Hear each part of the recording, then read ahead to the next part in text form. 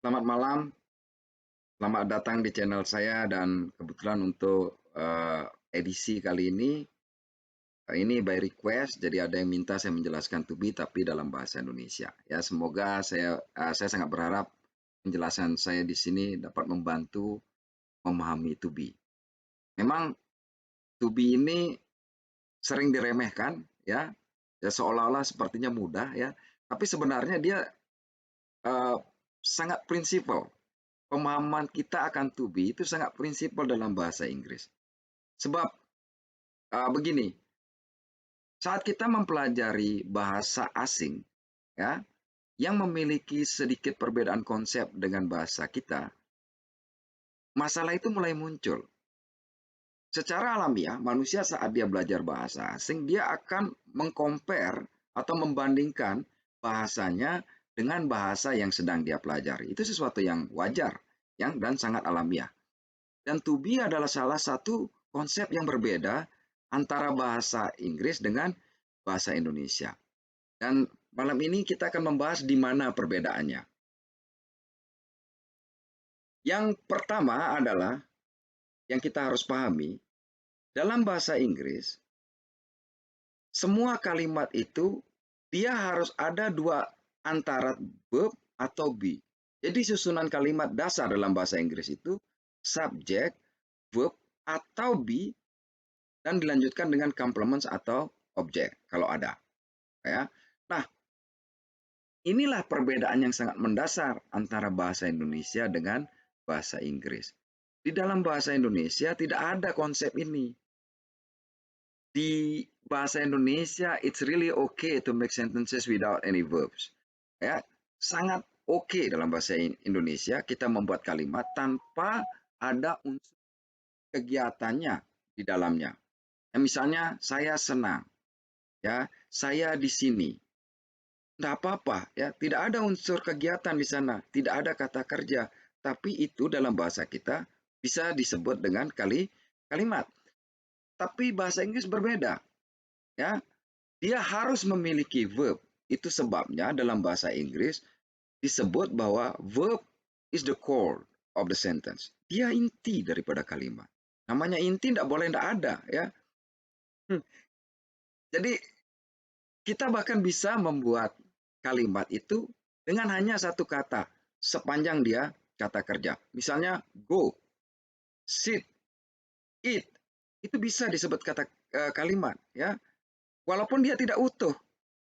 Artinya mungkin agak susah dipahami, tapi dia sebenarnya sudah tergolong kalimat. Itu disebut affirmative sentence dalam bahasa Inggris. Tapi di bahasa Indonesia teori ini tidak ada. Itu sebabnya tidak semua orang sebenarnya yang saya tahu, yang bahkan bagi mereka yang sudah bisa bahasa Inggris sekalipun,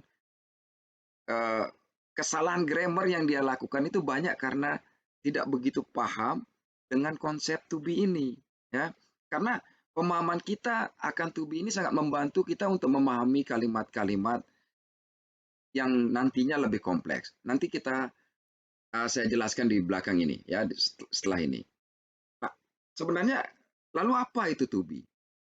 To be, saya menyebutnya dia sebagai function word.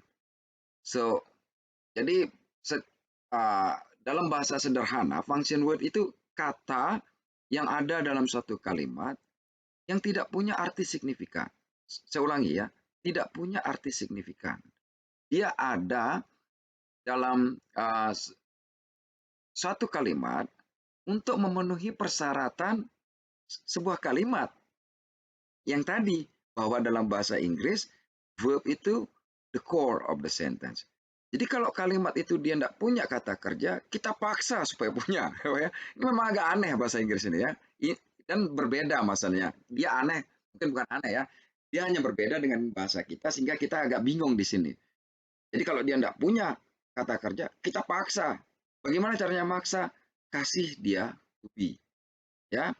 Sehingga kalimat itu menjadi sempurna atau memenuhi syarat dikatakan sebuah kalimat. Jadi saya tidak perlu jelaskan apa teman-temannya Tupi. Saya yakin orang Indonesia tuh sudah belajar masalah ini dari SD sampai SMA ya, she, temannya is, dan sebagainya. Saya langsung saja ke contoh. Misalnya kalimat ini. Ya, I live in Bandung. Di sini tidak ada to be. Sebab live ini tergolong kata kerja. Jadi saat dia kata kerja itu ada, to be itu tidak dibutuhkan. Sehingga dia tidak pernah ada. I go to Jakarta every weekend. Ya, I stay in Bandung. Okay? I love you. I like you. Ya, uh, I do exercise every day. Nggak akan ada to be di sana. Sebab semua kalimat itu mengandung unsur kegiatan. Dan ada kata kerjanya dalam setiap kalimat. Sehingga uh, ini karakter yang sangat kuat yang dimiliki bahasa Inggris, bahwa dia saat kata kerja itu to be, minggir dia. Nggak ada dia. Ya. Dan tidak boleh juga dia bersama. Misalnya nggak boleh mengatakan I'm live in Bandung. Karena di sana double verb. Jadi verb itu core of the sentence, namanya inti, dia harus ada, tapi tidak boleh dua. Dia cuma harus ada satu. Dia tidak boleh juga double. Ya. Jadi dia memang kata yang istimewa dalam grammar bahasa Inggris. Berbeda dengan kalimat yang kedua, ketiga, dan keempat. Ini saya kasih 3 kalimat. I'm a student, she's in the class, and we are happy. A student in the class and happy bukan merupakan kata kerja. A student kata benda, in the class kata keterangan, happy kata sifat. Karena dia tidak memiliki unsur kata kerja, maka kita berikanlah to be untuk memenuhi persyaratan kalimat ini sebagai sebuah kalimat. That's why we say my name is Oka misalnya. Itu sebabnya saya menyebutnya my name is Oka. Kenapa is itu ada? Bukan karena dia mempengaruhi arti, ya. Tidak ada artinya juga di sana ya. Tadi untuk memenuhi persyaratan sebuah grammar, sebuah kalimat untuk menjadi memenuhi syarat dikatakan sebuah kalimat dalam bahasa Inggris. Nah, pemahaman kita akan to be ini walaupun sebenarnya kelihatan remeh, tapi itu sangat membantu kita memahami konsep-konsep bahasa berikutnya. Misalnya, mungkin teman-teman sekalian sering mendengar orang kok pakai will tuh kadang-kadang pakai dia be, kadang-kadang tidak. Alasannya sama dengan ini. Balik lagi dia akan kembali ke prinsip dasar bahasa Inggris ini, bahwa semua kalimat harus memiliki kata kerja. I will go to Jakarta, di sana to be tidak ada, sebab go adalah kata kerja. Tapi I'll be happy in my life. I'll be happy in the future. Di sana dia happy adalah kata sifat. Sehingga dia membutuhkan be di sana untuk memenuhi atau untuk melengkapi kalimat ini sehingga dia sah menjadi sebuah kalimat atau memenuhi syarat disebut sebuah kalimat dalam bahasa Inggris.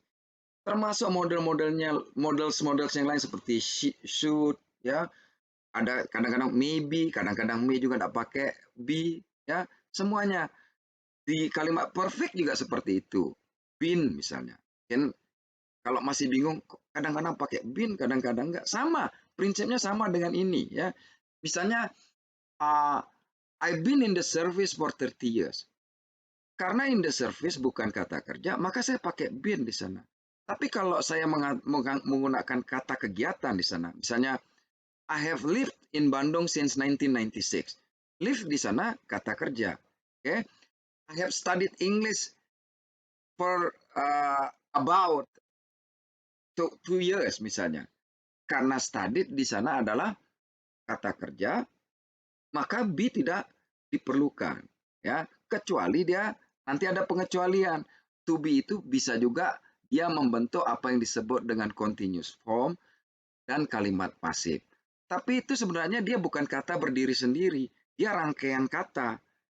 Jadi dia bukan be-nya yang penting, dia harus bersama dengan ing. Atau kalau dia membentuk kalimat pasif, dia harus bersamaan dengan participle. Jadi dia bukan kata yang berdiri sendiri. Tapi saat dia berdiri sendiri seperti ini, ya, dia sebenarnya ada di sana untuk memenuhi persyaratan sebuah kalimat agar dia sah atau dinyatakan memenuhi syarat untuk dikatakan sebuah kalimat dalam bahasa Inggris. Ya, saya paham ini sebenarnya hal yang sangat basic sehingga sangat jarang orang menanyakan hal ini. Walaupun pengetahuan kita, pemahaman kita akan to be itu sangat penting sebenarnya dalam bahasa Inggris untuk memahami bentuk-bentuk kalimat bahasa Inggris nantinya yang lebih kompleks yang mungkin akan kita temukan saat kita belajar lebih jauh tentang bahasa Inggris. Terima kasih telah menonton video ini dan jangan lupa terus dukung saya dengan memberikan subscribe, like, dan komen. Semoga ini membantu and have a good day.